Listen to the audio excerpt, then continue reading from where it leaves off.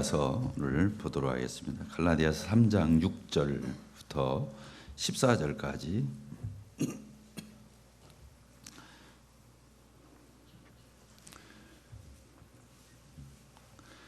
갈라디아서 3장 6절부터 14절까지 읽도록 하겠습니다. 아브라함이 하나님을 믿음에 그것을 그에게 의로 정하셨다 함과 같으니라. 그런즉 믿음으로 말미암는 자들은 아브라함의 자손인 줄 알지어다. 또 하나님이 이방을 믿음으로 말미암아 의로 정하실 것을 성경이 미리 알고 먼저 아브라함에게 복음을 전하되 모든 이방인이 너로 말미암아 복을 받으리라 하였느니라. 그러므로 믿음으로 말미암는 자는 믿음이 있는 아브라함과 함께 복을 받느니라. 무릇 율법 행위에 속한 자들은 저주 아래 있나니 기록된 바 누구든지 율법책에 기록된 대로 모든 일을 항상 행하지 아니하는 자 저주 아래 있는 자라 하였음이라. 또 하나님 앞에서 아무도 율법으로 말미암아 의롭게 되지 못할 것이 분명하니 이는 의인은 믿음으로 살리라 하였음이니라. 율법은 믿음에서 난 것이 아니니 율법을 행하는 자는 그 가운데서 살리라 하였느니라. 그리스도께서 우리를 위하여 저주를 받은 바 되사 율법의 저주에서 우리를 속량하셨으니 기록된 바 나무에 달린 자마다 저주 아래 있는 자라 하였음이라. 이는 그리스도 예수 안에서 아브라함의 복이 이방인에게 미치게 하고 또 우리로 하여금 믿음으로 말미암아 성령의 약속을 받게 하려 함이라. 계속 갈라디아서의 말씀을 통해서 주님의 음성을 이렇게 듣게 되기를 바랍니다. 오늘 이 갈라디아서 3장 6절부터 이렇게 보게 되면 바울 사도가 이 갈라디아 교회 성도들에게 아주 그 갈라디아 교회 안에 들어와서 거짓 교리로 거짓 복음으로 혼돈케 하는 그들을 논박할 뿐만 아니라 여기에 혼돈 상태에 있는 갈라디아 교회 성도들에게 입증하기 위해서 이 복음이 얼마나 성경적인 배경을 가지고 그렇게 하나님 앞에서 확고한 체계를 가지고 있는 것인지에 대해서 이렇게 증거하고 있는 그런 부분으로 이렇게 보여집니다. 여기에 보게 되면 아브라함이라고 하는 인물을 이렇게 떠올립니다. 누구라고요? 따라서 하십니다. 아브라함. 아브라함 모르면 성경을 모르는 거죠. 아브라함이라고 하는 인물을 가지고 자기가 전한 이 복음이 얼마나 하나님 말씀에 준해서 정확하고 무오하고 틀림없는지에 대해서 논리적으로 증명하는 이러한 내용으로 전개됩니다. 갈라디아 교회에 들어와서 거짓 복음을 전했던 자들은 아무리 예수를 믿고 구원받았다고 한다 할지라도 너희들이 온전하게 구원을 받으려 한다면 다시 율법을 지켜야 된다. 그리고 할례를 받아야 된다. 이렇게 주장을 했던 것입니다. 그러나 바울 사도는 명백하게 다시 선포하고 있는 것은 무엇이냐고, 복음은 믿음으로만 의롭게 되는 것이다 라고 하는 것입니다. 그 부분을 증명하기 위해서 아브라함이라고 하는 인물을 구약 창세기에 나오는 아브라함을 끌어다가 여기서 펼쳐 이렇게 보이는 것을 이렇게 우리가 보게 됩니다. 아브라함이 누구입니까? 우리가 잘 아는 대로 아버지 아브라함, 그 아버지가 누구죠? 아브라함의 아버지? 몰라요? 데라예요, 데라. 따라서 데라. 그 데라라고는 이 아브라함의 아버지는 무슨 일을 하던 사람이었습니까? 저기 그 옛날 고향 갈대아 우르라고 하는 곳에서 우상을 만들어서 파는 이 형상 조각을 해가지고 팔던 우상 장사였어요.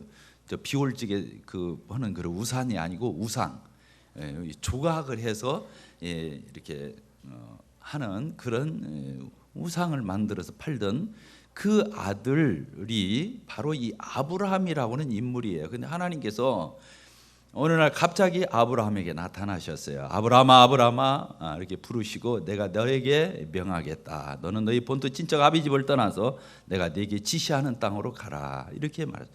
아브라함이 갈 바를 알지 몰랐어요. 어디로 어떻게 가야 하는지 모르는데 하나님께서 떠나라 하니까 짐 싸가지고 떠났어요. 그렇게 해서 어디로 갔냐면 하란이라는 곳으로 갔어요. 어디로 갔다고요? 하란이라는 곳으로 가가지고 거기서 아버지가 죽게 돼요. 사실은 너는 너희 본토 친척 아비 집을 떠나 했으니까 아버지도 데리고 가면 돼야 안 돼요. 다른 걸 다 놓고 갔는데 아버지하고 조카는 데리고 갔어요. 근데 아버지가 어디서 죽었다고요? 가나안 땅에 가기 중간에 하란이라는 곳에서 아버지가 죽게 됩니다. 그리고 이제 조카 롯을 데리고 이제 가나안 땅을 향해서 가는 이 아브라함을 우리가 이렇게 보게 됩니다. 창세기 12장에 나오는 말씀이에요. 그런데 이 아브라함의 일대기를 우리가 자세히 이렇게 조사해 보게 되면 참 흥미롭고 유익해요. 그러니까 아브라함이 갈대아 우르라고 하는 지금으로 말하면 사우디와 쿠웨이트 접경 지역에 있는 그 연안에서 이게 출발을 해서 하란이라는 지역으로 하자. 아버지가 거기서 죽으니까 이제 본격적으로 가나안을 향해서 그때 나이가 몇 살이었냐면 75세였어요. 몇 세였다고요? 75살이었다고요. 그렇게 해서 아브라함이 이제 그 하나님의 음성을 쫓아서 그 말씀을 쫓아서 그가 이렇게 가게 되는데 아브라함한테 하나님께서 나타나셔서 약속을 합니다. 우리 창세기 12장을 한번 이렇게 보도록 하겠습니다. 창세기 12장. 오늘 들려지는 말씀은 성경 공부와 같지만 성경 전체의 맥을 짚는 아주 획기적인 이런 본문들이기 때문에 이 부분을 우리가 크게 목소리를 높이지 않는다 할지라도 우리가 마음에 꼭 새겨둬야 됩니다. 12장 1절 여호와께서 아브라함에게 이르시되 너는 너의 고향과 친척과 아비의 집을 떠나 내가 네게 보여줄 땅으로 가라. 내가 너로 뭐라고 그랬어요? 큰 민족을 이루고. 이때 이 말씀을 들을 때 아브라함에게는 자식이 없었어요. 사라하고 자기하고 아버지하고 조카하고 이렇게 뿐이 없었는데 여기서 뭐라고 약속을 하시면 내가 너로 뭐라고요? 큰 민족을 이루고 네게 복을 주어 네 이름을 어떻게 한다고요? 창대케 모든 사람들 이 세상 만방에 알려지게 하고 너는 뭐라고 그랬어요? 복이 될지라. 옛날 성경에는 뭐라고 되어 있냐? 너는 복의 근원이 될지라 이렇게 되어 있습니다. 여기 3절 또 보면 너를 축복하는 자에는 내가 복을 내리고 너를 저주하는 자에는 내가 저주하리니 땅의 모든 족속이 너로 말미암아 복을 얻을 것이니라. 정말로 그러다. 예수 믿고 보니까 신기하게도 하나님이 이렇게 역사하는 걸 내가 노골적으로 말할 수는 없어요. 좀 그런데 여기 보니까 너를 축복하는 자에게는 축복하고 너를 저주하는 자에게 내가 저주하게. 이게 뭔 말이냐? 네 생애를 내가 책임지겠다 이런 뜻이죠. 그러면서 땅의 모든 족속이 너로 말미암아 복을 얻을 것이라 이렇게 얘기했어요. 여기가 중요한 거예요. 거기다 줄을 치셔야 돼요. 땅의 모든 족속이 너로 말미암아 뭘 받을 거다? 복을 얻을 거다.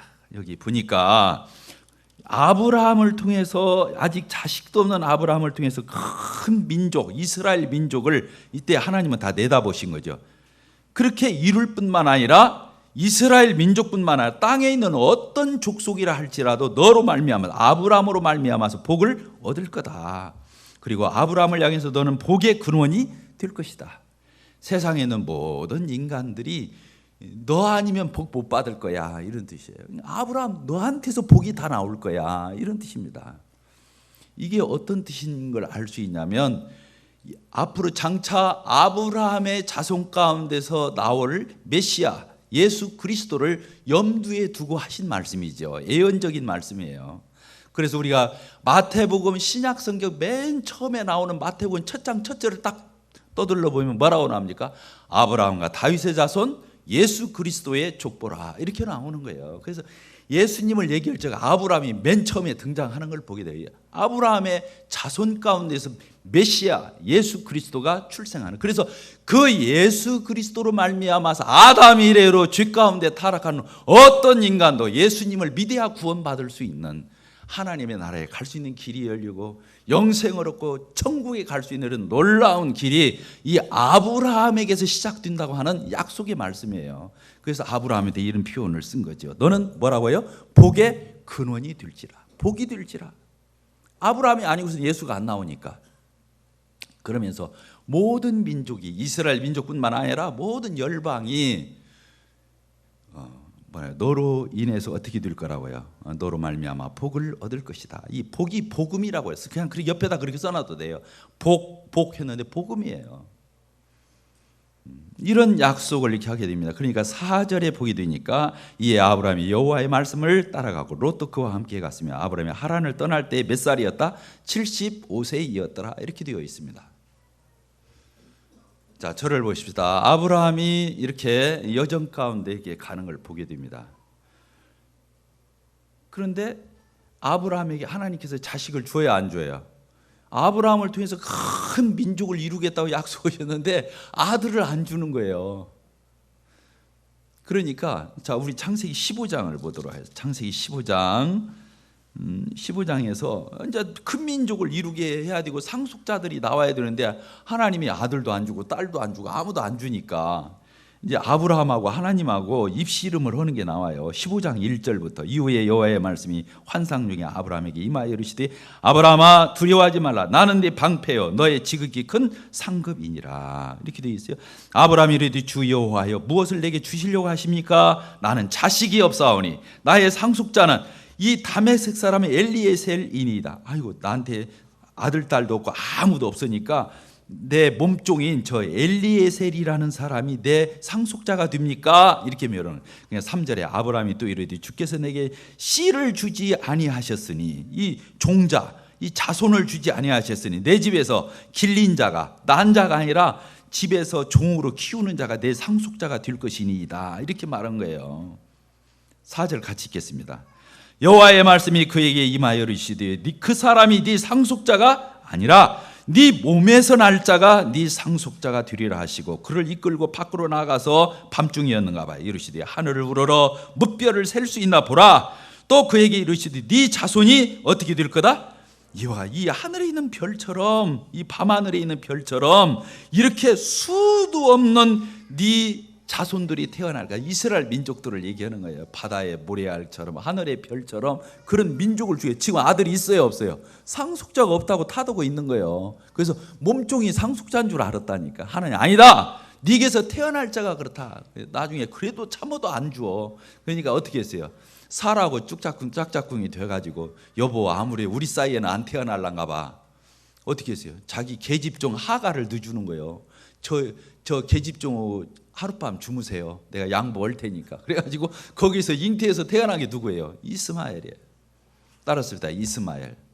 근데 하나님이 이스마엘도 아니다 이렇게 말하는 거예요. 그 서자 아니다는 거예요. 누구한테 태어나야 돼요? 아브라함과 사라 자유한 여인 본부인 내게서 태어난 자가 네 씨가 될 거다 그렇게 표현하는 거예요. 안 된다 그래요. 그러면서 여기 보세요. 이렇게 하늘의 별을 보여주면서 네 자손이 이와 같을 거다 하니까 6절 이 15장 6절은 구약 성경에서 최고로 중요한 성경 구절이에요. 거기다 그렇게 써놓으세요. 메모를 해놓으셔야 돼요. 창세기 15장 6절은 구약 성경 중에서 최고로 중요한 성경 구절이라니까요. 같이 읽겠습니다. 시작. 아브라함이 여호와를 믿으니 여호와께서 이를 그의 의로 여기시고. 이게 놀라운 말씀. 어떻게 이 구절을 찾아냈는가를 난 도대체 모르겠어. 성령이 역사하지 않고는 이 구절을 찾아낼 수가 없어. 여기 보니까 뭐라고 돼 있다고요? 하나님이 이렇게 약속을 했어요. 그 엘리에셀 아니야. 그 네 종이 상속자가 될 수 없어. 이리 와봐. 밖으로 밤중에 나와서 하늘을 봐. 저렇게 별 많잖아. 네게서 태어날 자손이 이렇게 많아질 거야. 그러니까 그때서야 아브라함이 어떻게 했어요? 믿었어요. 따라서 합시다. 아브라함이 하나님의 약속을 믿었다. 믿은 거예요. 그러니까 자 저를 보세요. 중요한 거예요. 다 졸아도 돼. 이 시간에 졸으면 안 돼. 하나님이 이렇게 약속 오니까 아브라함이 덥석 믿은 거예요. 그래. 하나님이 내게서 태어날 자손을 통해서 저 종이 아니라 자손을 통해서 나한테 약속 지키실 하나님이시야. 이렇게 믿었다니까. 그러니까 하나님이 아브라함이 그 마음으로 하나님의 약속을 믿는 그 믿음을 딱 보시고 너 의로워. 그런 거예요. 따라서 합시다. 아브라함의 믿음을 보시고 그 믿음을 의로 여기셨다. 하나님이 약속한 말을 아브라함이 덥석 마음에 믿으니까 그 믿는 마음을 보고 너 의로워 이렇게 해줬단 말이야. 이게 구약의 창세기 15장 6절이에요. 놀라운 말씀이에요. 아브라함이 의롭다함을 얻었다니까요. 의롭다는 말이 뭔 말이냐면 하나님 앞에 인정받는 걸 얘기하는 거예요. 너는 됐어. 너 죄 없어. 너는 나한테 이리 와. 하나님과 관계도 맺고 영생을 같이 누리는 이런 놀라운 상태를 의라고 그러는 거예요. 여기 의로 여겼다는 말에다 줄을 쳐야 돼. 의로 여겼다. 죄가 하나도 없다. 잘못이 하나도 없다. 하나님 앞에 나가는 데 있어서 하나님과 관계를 맺는 데 있어서 하나도 갈등의 요소가 없는 그런 완벽한 상태를 가리켜서 의라고 그러는 거예요. 근데 하나님이 아브라함한테 너 의로워 했을 적이 언제라고요? 하나님의 약속을 믿는 그 마음, 믿는 마음을 갖는 걸 보고 너 의로워 그런 거란 말이에요. 이게 중요한 거예요. 이거 모르면 구약을 헛읽는 거예요. 놀랍잖아요. 근데 많은 이스라엘 사람들이 여기서 오해를 했다는 거예요. 아브라함이 하나님 앞에 인정받고 의롭게 된 것이 어떻게 해서 됐다고 생각했냐면 아까 갈대아 우르에서 너 이리 와, 내가 너한테 지시하는 땅으로 가. 그러니까 아브라함이 이유 없이 아브라함 얼마나 훌륭해요. 그래서 구원받은 줄. 안 그래요. 그때는 구원을 받았어요, 안 받았어요? 하나님의 명령을 따라서 자기 가족 다 버리고 본토 친척 다 버리고 출발했어도 그때 구원받은 게 아니에요. 하란에서 아버지가 죽고 난 뒤에 하란에서 또 출발했잖아요. 75세 때. 그때 구원받은 것도 아니에요. 언제 구원받았어요? 아브라함이 언제 구원을 받았냐면 하나님이 네 자손이 이렇게 될 거야 할 때 그 약속을 믿었을 때 의롭다고 받은 거예요. 그리 놓고는 99살 때 이스마엘이 태어나고 나중에 99살 되었을 적에 하나님이 이스라엘 그 아브라함한테 말해 네 가족 식구들 다 데리다가 할례를 받으라 그래요. 몇 살 때? 99살 때. 아까 갈대아 우르로 출발할 때가 몇 살 때? 75세 때. 99세 때 됐을 때 하나님이 할례를 다 받게 해요. 할례라는 것이 뭐냐면 아브라함의 자손의 표요. 그리고 다른 말이야 하나님의 언약 백성의 표요. 그 할례를 받으라고 하니까 아브라함이 자기 집 식구들 다 데리다가 남자는 다 모름지기 생식기 끝에 포경수술을 다 해가지고 흔적을 다 남기는 거예요. 이게 하나님의 거룩한 백성이라고는 표를 남긴다 그 말이에요. 할례가 대단한 거예요. 이때 할례가 생긴 거예요. 99살 때. 그런데 지금 갈라디아 학교에 들어온 그 거짓 교사들이 지금 뭘 주장하는 거예요? 니네들이 예수 믿는 것만 가지고는 부족해. 뭘 받아야 돼? 할례 받아야 하나님의 백성이 될 수 있고 아브라함의 자손이 될 수 있다고 할례를 얘기한 거예요. 할례를 받게 되면 이스라엘 사람들이 하는 것을 나도 다 흉내내야 되게 되는 거예요. 그러니까 율법 아래로 다시 돌아가는 거예요. 할례가 굉장히 중요한 거예요. 근데 사실은 할례를 받아서 하나님 앞에 의롭다함을 받았어요? 99살 때 의롭다함을 받았어요? 아니에요. 75, 6세 때 하란을 떠나서 그 가나안에 거의 이르르게 되었을 때 그때 하나님의 약속을 믿었을 때 의롭다함을 얻었다니까요. 할례는 한참 나중 후야. 이게 할례를 가지고 구원을 받아요, 못 받아요? 의롭다함을 얻는 것이 아니다는 걸 여기서 분명히 알려주는 거예요. 이 창세기를 연구해 보면 그냥 너무너무 드러나는 거예요. 할례 받아서 의롭게 된 게 아니에요. 벌써 75세 때, 99세가 아니라 75, 6세 때 이미 의롭다함을 얻었다 그 말이에요. 나중에요 아브라함이 이제 100살에 아들 낳아요 안 낳아요? 진짜 자기 본부인 사라한테서 아들을 낳아요 안 낳아요? 낳아요. 이삭이 태어나요. 독자 이삭이 태어나는데 그 이삭을 한참 컸을 때 그때 성경학자들은 보통 17살 아닐까 17, 18세쯤 뭐 이거 맞는 말은 아니에요. 그런데 그때쯤으로 봐요. 그러면 아브라함이 몇 살이에요 그때가? 117? 118살, 100살에 났으니까 그때 모리아산에 가서 네 독자 아들 이삭을 내게 제물로 바쳐라. 100살에 난 아들을 내놓으라고 그러는 거야. 아브라함이 이유 없이 하나님 앞에 뭐 물어보도 않고 반문도 않고 그냥 그 자식 데리고 땔감 가지고 칼 하나 챙겨가지고 가는 거예요. 내 아들 하나님 앞에 바치려고. 이스라엘 사람들이 생각할 적에 아브라함은 대단한 사람인 거예요. 자기들이 시조일 뿐만 아니라 혈통으로서 시조일 뿐만 아니라 할례를 창시한 사람이고, 그 다음에 100살에 난 아들을 하나님 앞에 과감 없이 드렸던, 그리고 아브라함의 하나님, 이삭의 하나님, 야곱의 하나님, 하나님을 말할 때는 아브라함, 이삭, 야곱은 따라다니는 거예요. 그 정도로 아브라함은 깜빡 죽는 거예요, 이스라엘 백성. 근데 아브라함을 보라는 거예요. 아브라함이 할례 받아서 의롭게 받은 게 아니라는 거예요. 하나님 앞에 독자 이삭을 바쳤을 때 하나님 앞에 인정받은 게 아니라는 거예요. 하나님의 명령을 쫓아서 갈대아우를 출발했을 때 그 순종 때문에 구원받은 것도 아니라는 거예요. 따라서 합시다. 하나님의 약속을 믿었을 때 그때 의롭다함을 얻었다. 그걸 얘기하는 거예요. 그래서 구원을 어떻게 받는 거예요? 약속을 믿을 때 받는 거예요. 지금도 마찬가지인 거예요. 지금도 어떻게 구원을 받느냐? 하나님의 약속을 믿을 때 그 믿음으로 의롭다함을 얻는, 그 약속이 어떤 약속이에요? 이제는 예수 그리스도께서 나 같은 죄인의 죄를 대속하시기 위해서 십자가에 피 흘려 죽으시고 부활하신 예수님이 다 이뤘다고 성취하신 그 사실을 믿을 때 하나님은 우리의 그 믿음을 보고, 가슴 속에 간직하는 그 믿음을 보시고 하나님은 우리에게 너 의로워, 너는 언제고 너는 나한테 올 수 있어, 천국 갈 수 있어, 구원받을 수 있어, 너는 내 영원한 내 자녀야, 너는 내 백성이야, 이런 약속을 주시는, 이해가 되셨어요? 그래서 행위로 구원을 받는 것이 아니야. 따라서 행위로 구원 받는 게 아니다. 할례 같은 거 받는다고 그래서, 하나님 말씀에 순종했다고 그래서, 또 아들을 막 하나님 앞에 바쳤다고 그래서 그런 걸로 구원 받는 게 아니라는 거예요. 단지 믿음으로만 의롭다함을 얻는다는 사실을 아브라함, 이스라엘 백성들은 누구면 최고로 생각하냐면 아브라함 아니면 모세야, 또 한 사람 더 넣는다면 다윗이야, 한 사람 더 넣는다면 엘리야야, 그 정도인데 그런 사람들 중에서도 최고인 누구를 내세웠냐면 아브라함의 일생을 통해서 아브라함이 어떻게 하나님 앞에 인정받고 의롭다함을 얻었는지를 증명해내는 이 갈라디아서 서신은 대단한 거예요. 자, 우리 다시 갈라디아서로 돌아가도록 하겠습니다. 갈라디아서 3장 6절부터 이제 다시 보면 여러분들이 이해가 다 돼요. 아브라함이 뭐라고 그랬어요? 하나님을 믿음에, 그 믿음을, 그것을 옆에다가, 그것이 뭐냐면 믿음이에요.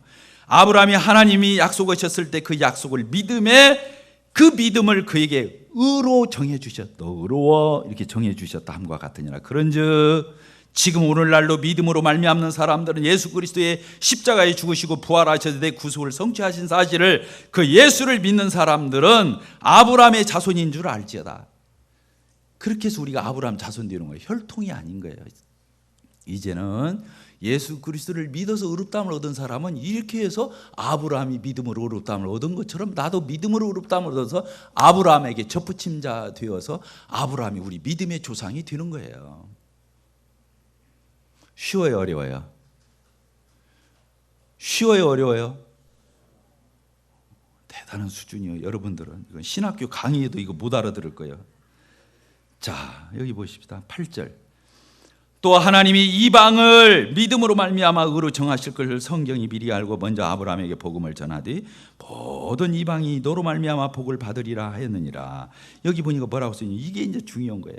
하나님이 누구도, 이스라엘 백성 아브라함의 자손들만이 아니라 모든 민족이라고 그랬잖아요. 모든 열방이 너로 인해서 복을 받을 거라고 했기 때문에 그때까지는, 예수님이 오시기 전까지는 이스라엘 백성들만 선민이었고 그들만 언약이 있었고 율법이 있었고 그들만 여호와 하나님을 믿었지만, 이제는 이방을 믿음으로 말미암아 의로 정하실 것을 성경이 미리 알고 먼저 아브라함에게 복음을, 아브라함이 이렇게 복음 전함을 받았단 말이에요.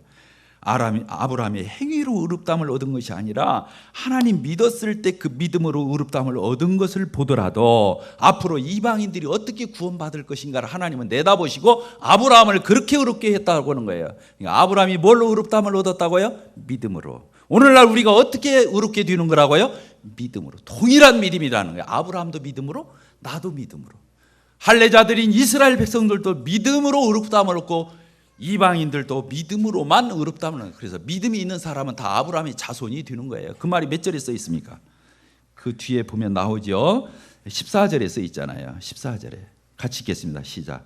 이는 그리스도 예수 안에서 아브라함의 복이 이방인에게 미치게 하고 또 우리로 하여금 믿음으로 말미암아 성령의 약속을 받게 하려 함이라. 이렇게 되어 있어요. 9절도 같이 읽겠습니다. 시작.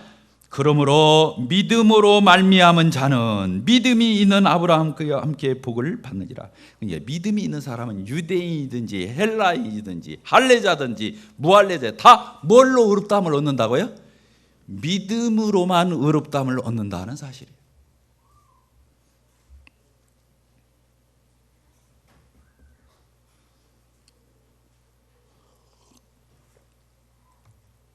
자, 저를 보십시다.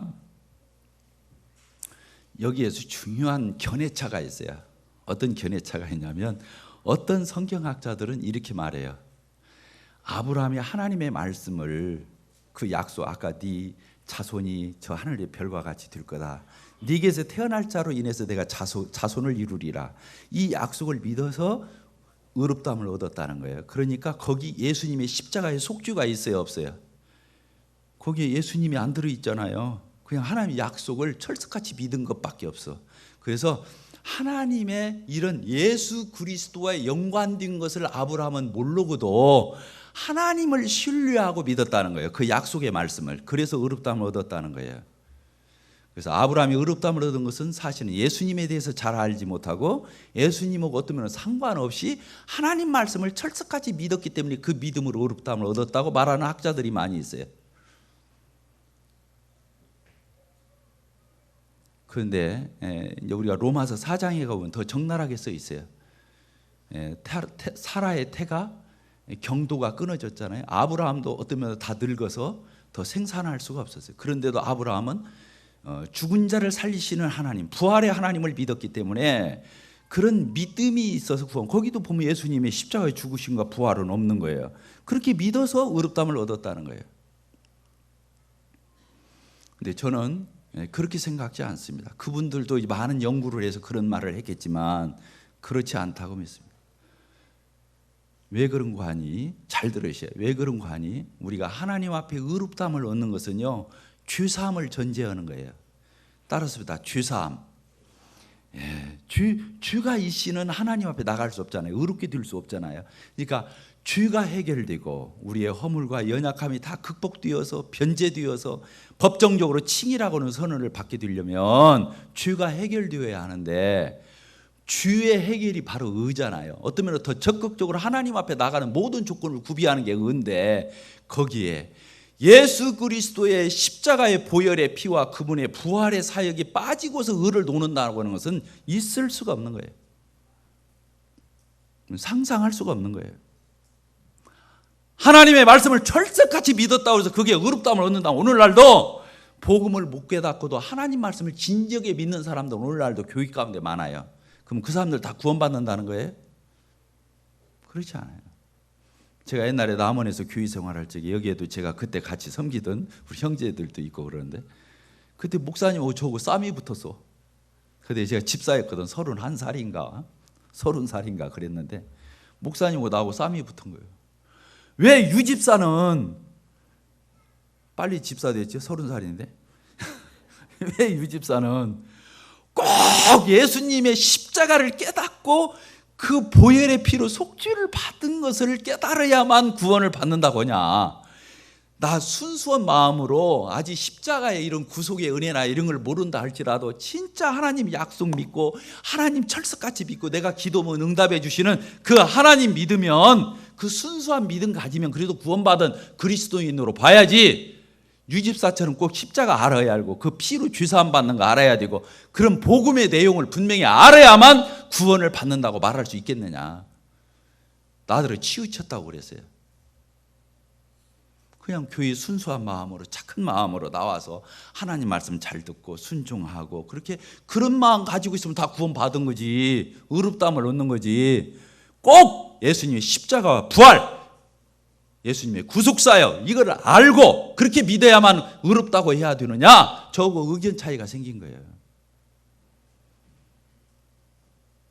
그래서 그분이 그렇게 말했어요. 교회에서 설교를 했어요. 신학대학교 전문 프로로 전공한 사람이 맞겠냐고. 저 한전에 다니는 유인관 집사말이 맞겠냐고 그랬어. 그거 아니에요. 창세기 1장 1절에서도 요한계시록 끝장 끝절까지 볼 적에 예수 그리스도 메시아 되신 예수 그리스도, 그분이 예언이 됐든지 예언대로 성취돼서 오셨든지 오신 이후에 우리가 태어났을지라도 이 창세부터 말세 때까지 우리가 구속함을 얻고 하나님 앞에 의롭다함을 얻는 것은 예수님의 구속 사역을 빼고 설명하는 것은 언어도 아니에요. 있을 수가 없는 거예요. 그래서 제가 아까 얘기했잖아요. 이 아브라함이 하나님이 말씀하실 때 그렇게 너는 뭐가 될 거라고 그랬죠? 너는 복의 근원이 될 거다. 내가 너에게 복을 줄 거야. 모든 민족이 너로 인해서 복 받을 거다. 그 말은 거기에서 태어날 메시아를 염두에 두고 그 메시아를 통해서 하나님의 구속이 확장돼서 모든 인류가 그 안에서 영생의 소망을 가질 것을 내포한 말이라는 거예요. 절대로 그냥 아브라함이 하나님의 약속만을 믿었기 때문에 의롭다함을 얻은 게 아니라는 거예요. 반드시 예수 그리스도가 그 속에 예언적으로 거기에 스며 있고 그것을 내포해서 믿었다고 하는 거예요. 그리고 아브라함이 나중에 독자 이삭을 모리아산에서 바칠 때 그 모리아산에서 성전이 지어졌잖아요. 그리고 그 모리아산에서 예수님이 십자가에 매달려 죽으셨어요. 그런데 거기에서 독자 이삭을 아브라함이 잡을 때 하나님은 무엇을 탁 떠오르는 게 뭐예요? 모리아산에서 자기 아들 독생자 이삭을 죽이려고 하는 아브라함과 하나님의 인류 역사 구속사 가운데서 떠오르는 게 뭐예요? 자기 아들 예수 그리스도를, 독생하신 아들 예수 그리스도를 십자가에 피 흘려 죽이시는 희생을 떠올리지 않는 사람이 있다면 그건 그리스도인이 아닌 거예요. 아브라함이 그런 걸 모르고 믿었을 거다. 장차 자기 씨에서 태어날 메시아 그리스도, 그로 말미암는 구속사역 이런 것들을 내포해서 믿었을 거라고 저는 분명히 믿습니다. 우리 요한복음 8장을 같이 보도록 하겠습니다. 요한복음 8장.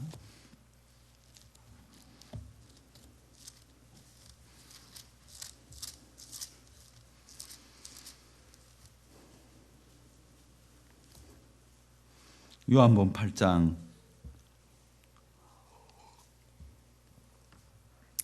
39절,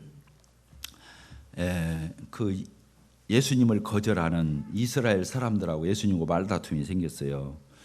39절을 보니까 뭐라고 되어 있어요? 대답하여 이르되 우리 아버지는 누구라?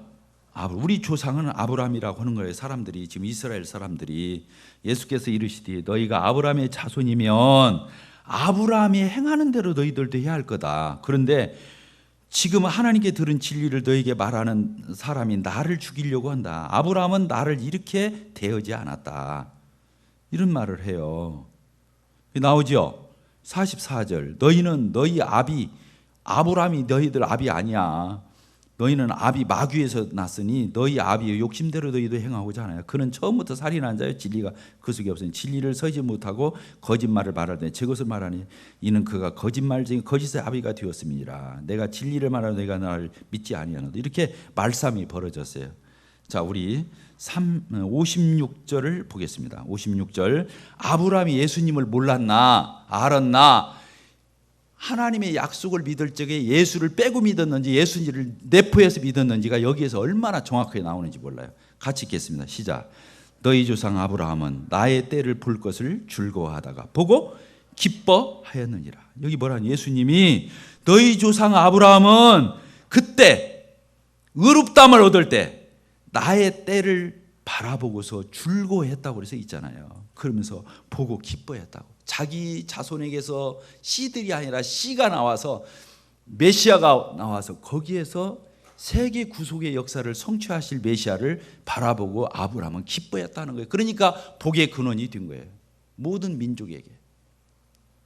그렇습니까? 안 그렇습니까?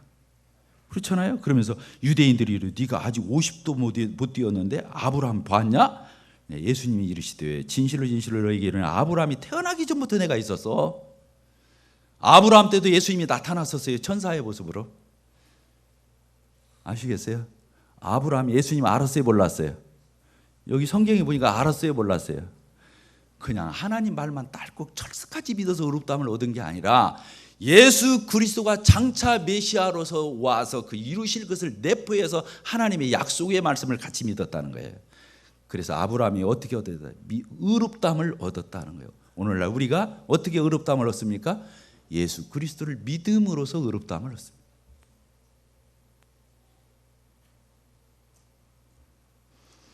조금 더 해야 하는데 시간이 짧습니다. 갈라디아서 다시 보도록 하겠습니다. 갈라디아서 방금 읽었던 갈라디아서 율법의 행위에 속한 사람들은 저주 아래에 있다. 율법 지키는 게 나쁘다는 게 아니에요.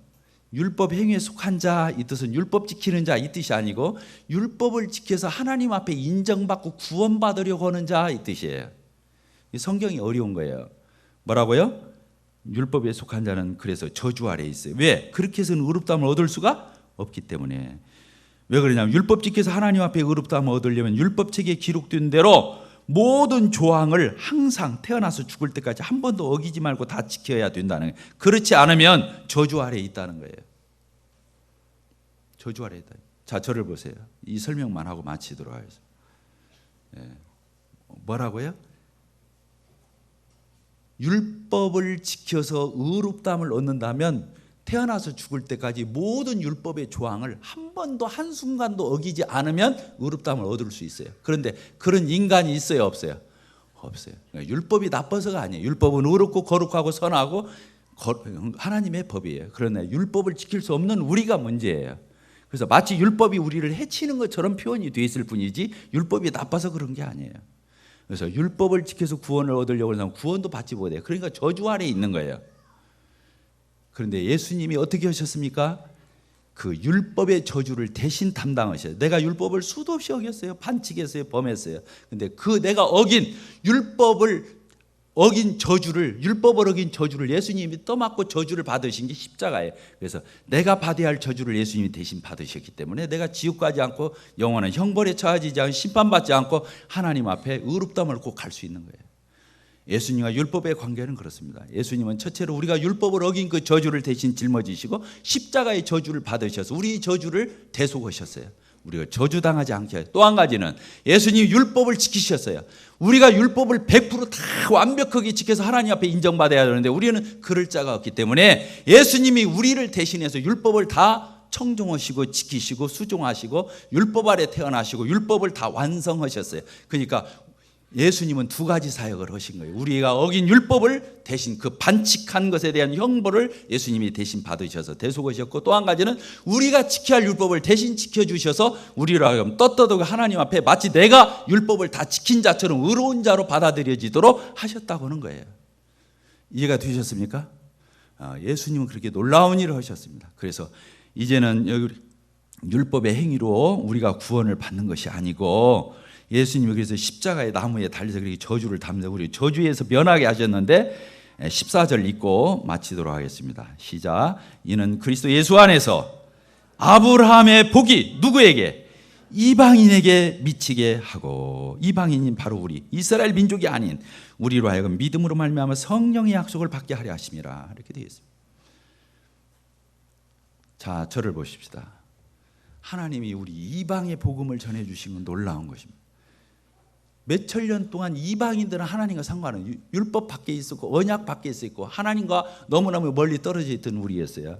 근데 우리에게까지 오늘날 여기 서 있는 저에게까지 여기까지 복음이 이르를 수 있게 된 것은 하나님의 경륜이에요. 아까 모든 민족이 너로 인해서 구원을 얻게 될 거다. 이런 하나님의 약속. 예수님이 떠나시면서도 너희는 가서 이스라엘 사람한테만 복음 전하라고. 너희는 가서 모든 족속으로 제자를 삼아 아버지와 아들과 성령의 이름으로 침례를 주고 이게 모든 족속으로. 사도행전 1장 7, 8절에 보게 되는데 오직 너희가 성령을 받고 권능을 받으면 예루살렘과 유대와 사마리아와 뭐라고 그랬어요?